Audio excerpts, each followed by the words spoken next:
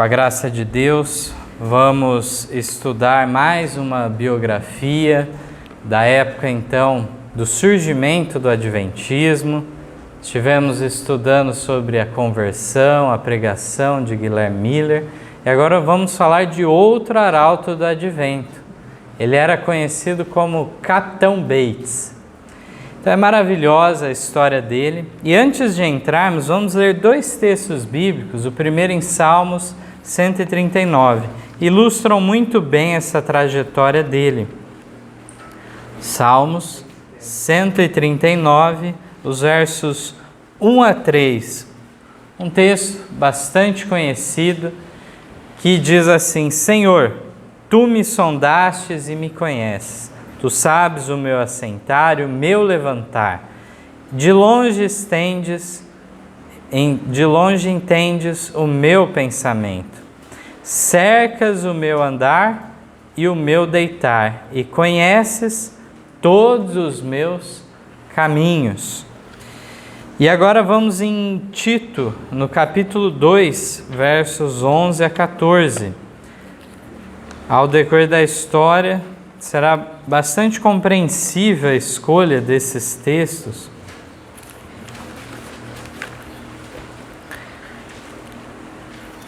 Então, aqui na carta do apóstolo Paulo ao ministro Tito,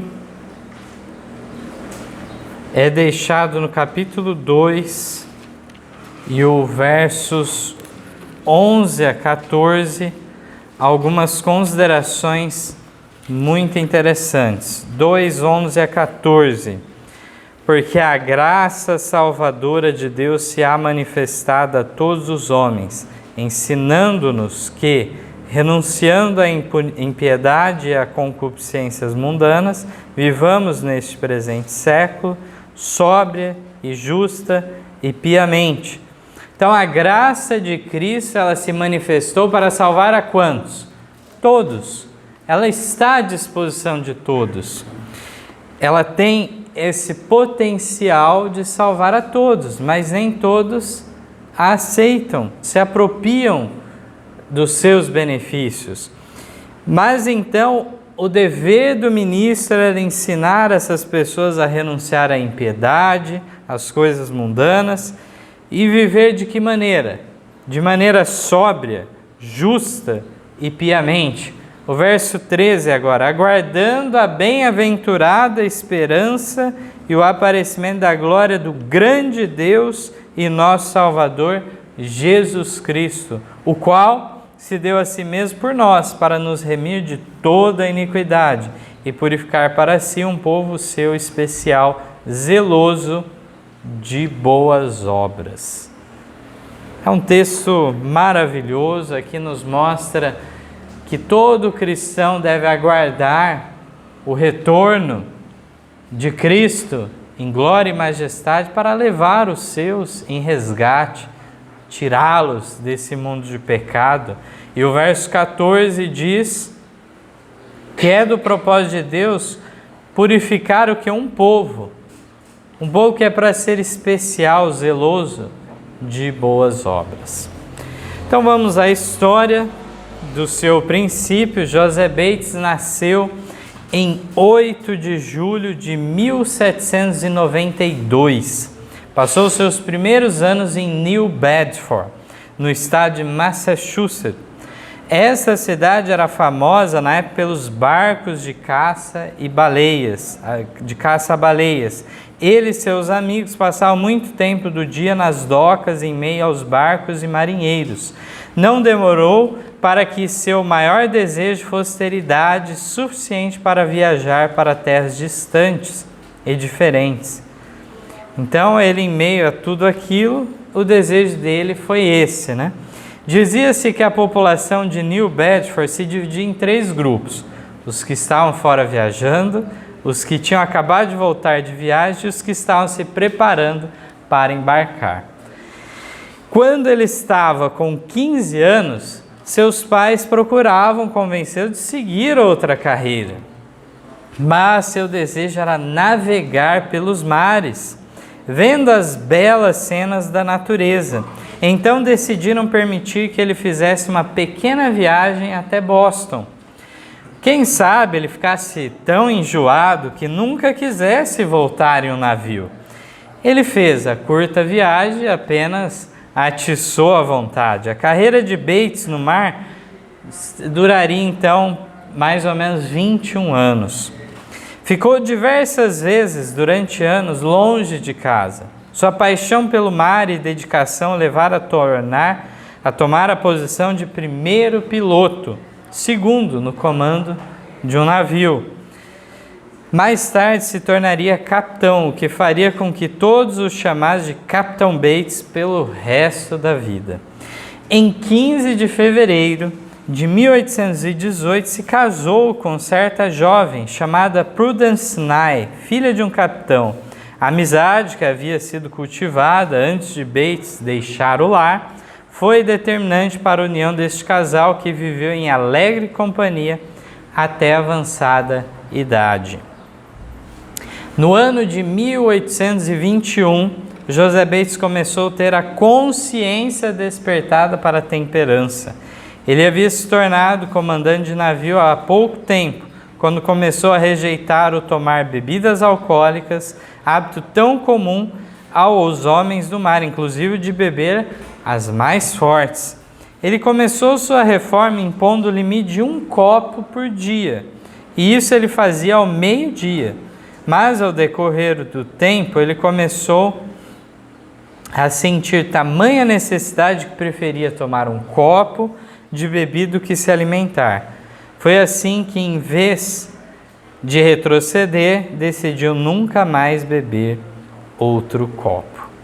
Então nós vemos que ele percebeu como que o corpo pedia então por aquilo. Ele limitou, mas aquilo era que ele ansiava o dia todo para chegar aquele dia que ele pudesse tomar.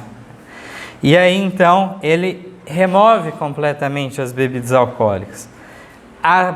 De maneira particular, mas socialmente diz que ele continuou por algum tempo bebendo vinho, por ser um costume, da sociedade. De vez em quando ele tomava, até que ele deixou também de beber esse vinho socialmente. Também ficou convencido do erro de fumar e resolveu então não usar fumo de nenhum modo. Ele teve duras batalhas para enfrentar, principalmente devido aos diversos hábitos errôneos que ele aprendeu na vida de marinheiro. Palavrões, blasfêmias, tudo defeitos de caráter que ele teve que se libertar.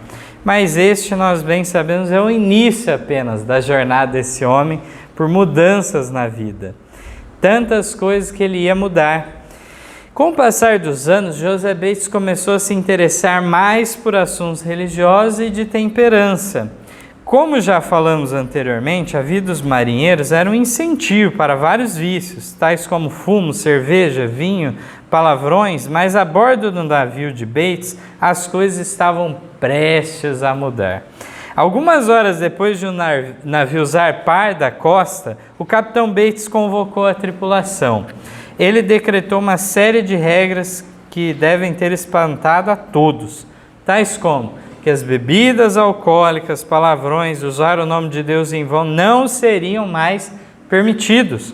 E eles deveriam cuidar melhor também da higiene pessoal. Um dos tripulantes se indignou e disse: "Sempre tive o direito de falar do jeito que quiser, senhor." "Bem, aqui não vai ter", respondeu Bates. O homem insistiu: "Não consigo evitar, senhor. Uso essa linguagem antes mesmo de pensar no que estou dizendo. Sai sem querer, já quando eu ver, já falei." O capitão Bates lhe afirmou que haveria um castigo apropriado para aqueles que esquecessem da regra. Poderíamos pensar que isso não daria certo, mas depois dessa viagem, acreditem se quiser, muitos homens gostaram e quiseram viajar novamente com ele. Por volta desse tempo, em uma certa viagem, ele entregou totalmente seu coração a Jesus. E entendendo que por si só, ele não era capaz de vencer todas essas lutas contra as tendências corrompidas pelo pecado. Certo dia, em paz de espírito, estando a bordo do navio, ele deixou registrada uma súplica. Ele escreveu: usa-me, Senhor, eu te imploro, como instrumento de teu serviço. Conta-me entre teu povo peculiar. É algo de arrepiar, irmãos. Essa oração dele, ele deixou registrado no seu diário. Nem ele mesmo imaginaria como que Deus responderia aquela oração. Usa-me, Senhor, eu te imploro, como instrumento de teu serviço. Conta-me entre o teu povo peculiar. Que maravilhoso! Nós vamos ver ao decorrer de sua história como se concretizou de fato. Ele se colocou à disposição de Deus e Deus o usou. De volta à terra, ele se uniu à igreja em que sua mulher já pertencia. Nos anos seguintes começou a viajar menos e se dedicou mais na obra de temperança, fundando até mesmo a Sociedade de Temperança de Fairhaven. Já antes do ano de 1838, se convenceu dos efeitos prejudiciais do café e deixou de comer carne em 1843. Tanto ele como a esposa retiraram tais itens da alimentação. Então José Bates é pioneiro em vários sentidos, né? Um assunto que não será abordado hoje, mas sabemos bem que ele é um pioneiro também no assunto do sábado. Mas, como vimos, até no assunto da temperança, do se abster da alimentação carne e de estimulantes, tudo isso, antes de qualquer adventista estivesse fazendo isso, ele já o estava fazendo. Também se uniu a amigos e vizinhos numa sociedade contra a escravidão. Sofreram grande oposição daqueles que queriam continuar tendo escravos, mas mesmo que ameaçados, trabalhavam para erradicar aquele grande mal. Então nós vemos que, de fato, em todas as áreas da vida, da sociedade, em tudo ele estava numa luta em favor do bem, do que é justo, do que é saudável. É impressionante. Com José Bates aprendemos a mudarmos de vida, se isso for necessário. Se descobrirmos que temos algum hábito alimentar errôneo ou que cremos em algum ensino errado, devemos estar prontos para aceitar a verdade. A mudança será para melhor, pois tudo que Deus pedir para abandonarmos é por ser prejudicial para nós mesmos. Então, seguindo o conselho divino, nós vamos desfrutar o que, irmãos? Saúde física e mental, bem como que paz espiritual, porque estaremos em paz com Deus. Certa tarde, enquanto Bates estava a trabalhar no pomar, um amigo chegou e perguntou se ele estava interessado em ir a um estudo aquela noite, dos chamados mileritas, que pregavam a volta de Cristo, tal como o líder deles, que era Miller. Foi assim que no ano de 1839, José Bates ouviu pela primeira vez acerca da segunda vinda de Cristo. Após ter ouvido a mensagem, ele e sua esposa ficaram profundamente interessados. Na volta para casa, o silêncio estava no ambiente. Ambos meditavam no importante assunto, até que Bates, de repente, quebra o silêncio exclamando: "É a verdade." Sua esposa o repreende: "Você é sempre tão apressado." Por sua vez, ele se defende dizendo que o ministro havia tornado o assunto muito claro para ele, mas afirmou que ouviria sem mais sobre o assunto. Então a esposa já estava acostumada, né? José Bates sempre adotando coisas novas, rapidamente, não pestanejava em se colocar ao lado do certo, da verdade. E mais uma vez, então, ele, em um estudo que ele ouviu naquela noite, ele já teve convicção daquilo. Não demorou muito para que Bates estivesse extremamente envolvido com o movimento adventista, seja pregando, como também organizando assembleias gerais, como a de Boston, em 1842. Podemos dizer que foi uma reunião de grande sucesso, reuniu adventistas de várias partes do país. Sabemos que nessa época ele usou sua pequena fortuna dos tempos de capitão de navio. Ele alugou salões, pagou despesas gerais, fez viagens como palestrante da doutrina do advento de Cristo, entre outras coisas, chegando a praticamente acabar com o seu dinheiro. Bates se preocupava em pregar a mensagem do advento também na região sul dos Estados Unidos, mas não queria ir sozinho naquela região instável. Naquela época, a maioria que morava no sul tinha muitos escravos. Havia muita desconfiança por lá. Eles combatiam fortemente aqueles que falavam contra a escravidão. Assim, não recebiam com muito interesse visitantes vindos do norte. Mas até então o que? Não havia pregadores do advento no sul. Alguém precisava desbravar aquele campo. E ele está disposto a fazer isso. Era uma viagem perigosa e Bates pensava que quem poderia acompanhá-lo. Por fim, considerou que deveria chamar seu velho amigo Eman S. Gurney, um ferreiro que era excelente cantor. Seu amigo pediu alguns dias para pensar acerca e no final dos dias aceitou, deixando de lado seu trabalho de ferreiro. A empresa para a qual ele trabalhava devia $100 em salários, mas devido à sua saída repentina, o proprietário se recusou em pagar. Apesar deste imprevisto, não desistiu do projeto. De fato, mesmo após considerar os perigos a que estaria sujeito nesta viagem, não desanimou, mas reconheceu um chamado de Deus no convite de Bates. Então aqui vemos que ele procurou um companheiro, seguindo o conselho já desde Cristo, de ir de 2 em 2, e ele encontrou em um outro leigo, um companheiro, um ferreiro que tinha o dom do canto. Então, neste estudo, notamos mais uma vez que José Bates era um homem à frente de seu tempo. A cada verdade com que se deparava, ele aceitava prontamente e, de igual modo, abandonava sem medo os erros que tinha acreditado por muito tempo. Sua dedicação pela causa de Deus foi tão grande que gastou, então, praticamente todo o seu dinheiro para anunciar a breve volta de Cristo. Ele tinha a nobre consciência de que aquele dinheiro não estava sendo apenas gasto, mas investido em homens e mulheres que eram salvos da perdição eterna. Pessoas salvas através da aceitação de Cristo como Salvador pessoal e supremo exemplo para a vida. Que nos nossos dias também o mesmo amorável sentimento pelos semelhantes habite em nosso coração. E a história continua, mas vamos deixar para um próximo sábado. As histórias maravilhosas dos pioneiros adventistas são muitas, vamos ver como que foi o trabalho deles lá no sul e tudo mais.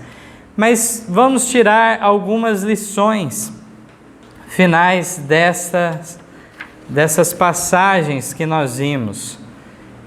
Ele estava na dianteira na obra de temperança, enquanto que outros não falavam, e ele foi além daquilo que as sociedades de temperança que haviam na época.